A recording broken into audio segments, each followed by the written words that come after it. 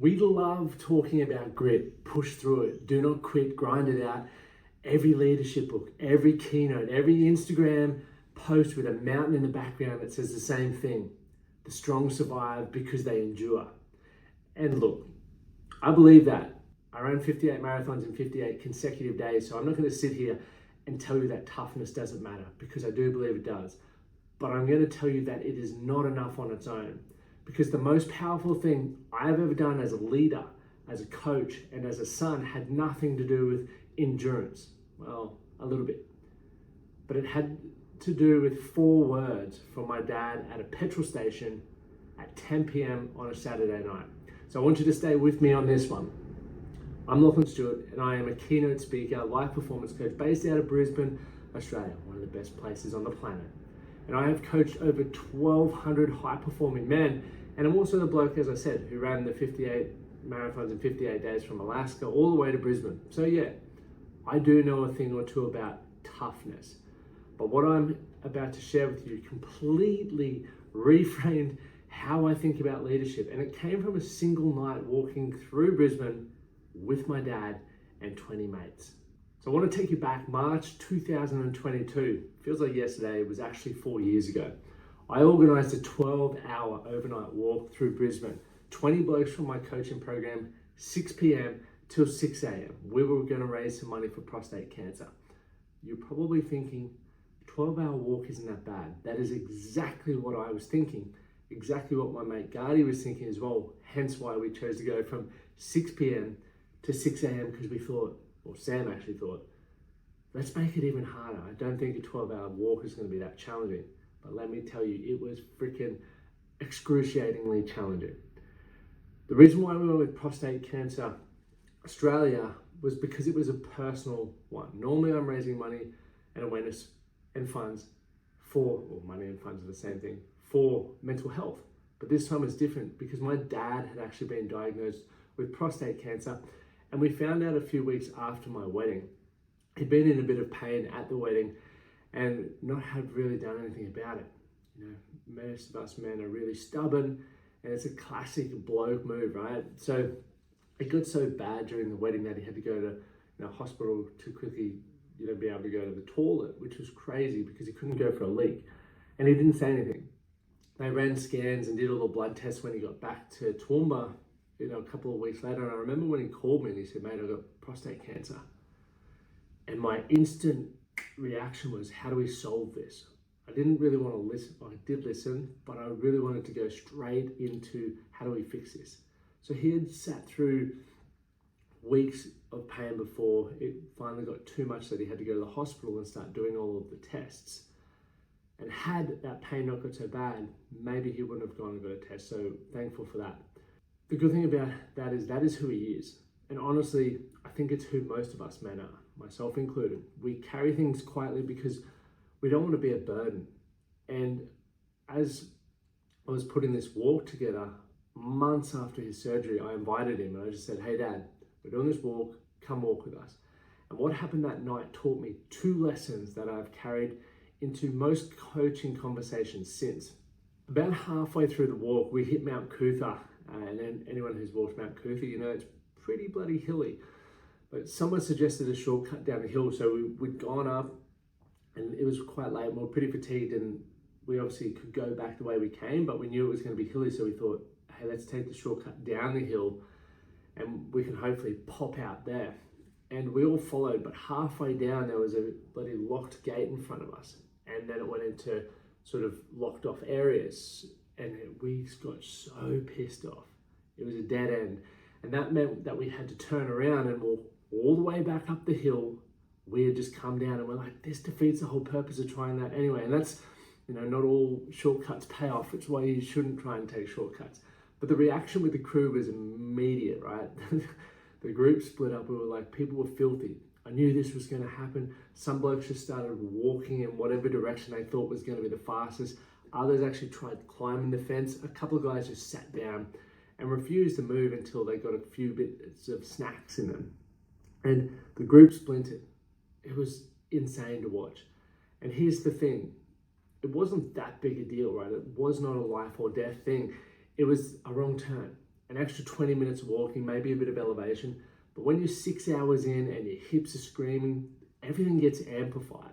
And in that moment, there was no standard for how we would handle the adversity together. It was something that I'd skipped. I should have set the standard before we started.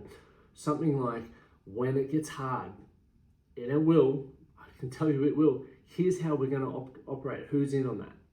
We stay together, we communicate, we do not fracture. But I did not do that. I didn't think about that. I just thought everyone would follow. So think of it like a football team without a game plan. Every member might be talented individually, but the moment the opposition does something unexpected, and you're like, whoa, everyone reacts differently. Some panic, some freelance, some check out. That's not a team, right? That is just a group of individuals wearing the same jersey. Same thing happened to us on that walk. So without the shared standard, people did not fall apart because they were weak. They fell apart because no one had told them how to be strong together. There was no leadership. And that fell on me. That was lesson number one. And to be honest, this is where a lot of men get stuck, not just in teams, but in their own lives. You know something is off, but you can't quite put your finger on where. And if you're wondering where you actually stand right now across health, across your mindset, your purpose, your confidence, I created the Life Performance Scorecard, and you probably hear me talking about it every week, but it can give you clarity in literally under 5 minutes. The link is in the description. Now, let me tell you what happened at the start of that exact same night. So, as I said, my dad drove 2 hours from Toowoomba. When he rocked up, I could see it straight away. He was nervous, rightly so. He didn't know any of these blokes. Quiet, and he's an amazing bloke. But he goes quiet in a lot of new situations, and I think I do the exact same thing. I'm sort of sussing out the lay of the land. And 20 blokes he'd never met, and he's just standing there. I ended up introducing him to a few of the guys, but most of the blokes did the work themselves. They came up to him, shook his hand, introduced themselves, started having a chat. And that moment the conversations kicked in, he lit up, like you could see it on his face. And he had planned to walk only a couple of kilometers, maybe half an hour tops, which is crazy. He would drive longer than he was prepared to walk. But then what happened, 1 hour turned into 2, 2 turned into 3, nearly 4. And I could see his back aching. He was sort of walking with different people. And this is a man who is still recovering from prostate surgery.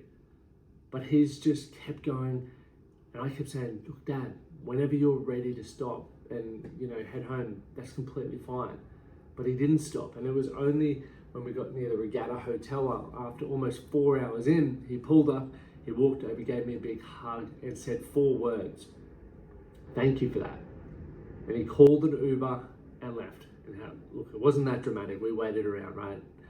But I still had 8 hours ahead. The group still had 8 hours ahead. But watching him push himself that night, when it would have been so easy for him to call it after the first hour, that carried me through every single hour after that. So my dad did not wake up that morning planning to walk for 4 hours through Brisbane in pain.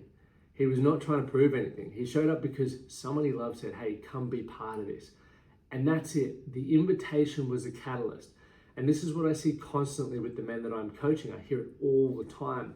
High-performing blokes, in their 30s to 50s, successful by all the external measures. But when I ask them, who have you invited into your world? Who knows what you're going through? Who have you said, I want you there to? They almost all answer, no one. And we are terrible at this as men. We wait for people to ask. We assume that people know they are welcome. And we think the door is obviously open. It is not. And think about the difference between an open door and a hand-delivered invitation.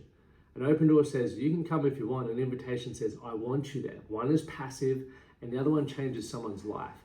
So look at the contrast from that night. At Mount Cootha, I did not set the standard or extend the invitation to face hard things together. And the group fractured. And that sucked. I hated having to own that, but it was a valuable lesson that I've since changed. And with my dad, I simply said, come walk with us. And a man recovering from surgery pushed himself further than either of us thought he could. Same night, same walk, 2 completely different outcomes. The only variable was the invitation. And when I'm working with men and we go through the core 4 frameworks, a strong body, calm mind, clear purpose, confident life, this sits squarely in confident life. And it's not the version of confidence that most people imagine. Standing on the stage or walking into a room like you own it. Real confidence is the courage to be seen, right? To allow people to see you, to let people in, to say, I need you in this, or I want you here. When every instinct tells you to just handle it yourself. We all know that. So my dad sat through an entire wedding week in pain. He did not say a word because he didn't want to burden and take away from that week. And to me, that is one of the most selfless things.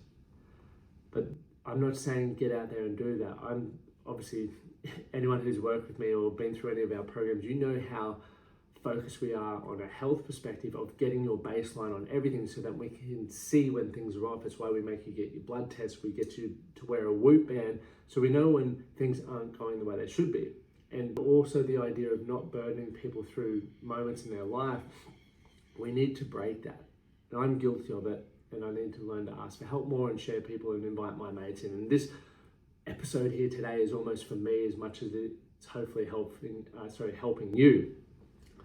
So that version of toughness that we as men default to, the quiet, self-contained, never wanting to impose, we got to break that mold. So when my dad accepted my invitation to walk, something shifted. He was not just enduring anymore, he was participating, right? He was part of something, and that's what lit him up. It's standards, not just motivation. This is what I teach, and my dad did not need a motivational speech that night, I can tell you that. He needed an invitation and a standard that said, you're welcome here, go at your own pace, and we'll walk alongside you. And that was enough. So here is what I want you to think about today. Not how do I get tougher or how do I push through. You already know how to do that. You've been doing it your whole life. But the better question is, who in your life needs the invitation?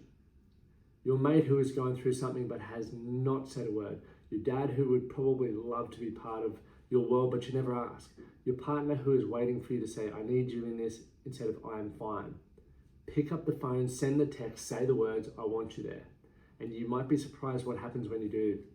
If this episode has resonated with you, the next step is not always doing more. It's getting clear on where you actually are in your life. So that's why you can take that life performance scorecard. It's free, under 4 minutes. The link is in the description. And it may be the most honest conversation you've had with yourself this week. So subscribe if this landed for you. We've got more coming for men who are done with the surface level advice and ready to do the real work. Check out the other videos too. We'll see you in the next one.